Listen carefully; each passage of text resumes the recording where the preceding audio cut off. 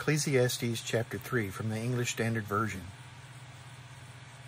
For every time there is a season, and a time for every matter under heaven, a time to be born, and a time to die, a time to plant, and a time to pluck up what is planted, a time to kill, and a time to heal, a time to break down, and a time to build up, a time to weep, and a time to laugh, a time to mourn, and a time to dance, a time to cast away stones, and a time to gather stones together, a time to embrace, and a time to refrain from embracing, a time to seek, and a time to lose, a time to keep, and a time to cast away, a time to tear, and a time to sow, a time to keep silence, and a time to speak, a time to love, and a time to hate, a time for war, and a time for peace.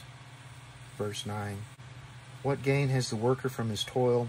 I have seen the business that God has given to the children of man to be busy with. He has made everything beautiful in its time, and he has put eternity in a man's heart, yet so that he cannot find out what God has done from the beginning to the end.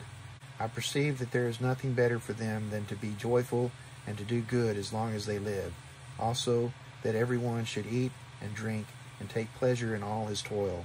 This is God's gift to man. Verse 14. I perceive that whatever God does endures forever.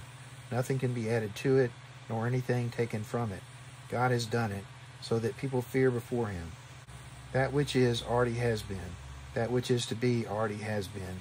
And God seeks what has been driven away. Verse 16. Moreover, I saw under the sun that in the place of justice, even there was wickedness, and in the place of righteousness, even there was wickedness.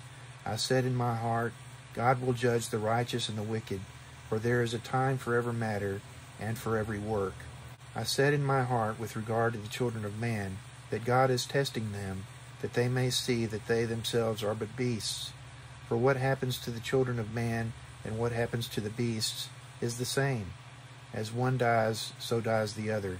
They all have the same breath, and man has no advantage over the beasts, for all is vanity. All go to one place. All are from the dust, and to dust all return. Who knows whether the spirit of man goes upward and the spirit of the beast goes down into the earth? So I saw that there is nothing better than that a man should rejoice in his work, for that is his lot. Who can bring him to see what will be after him?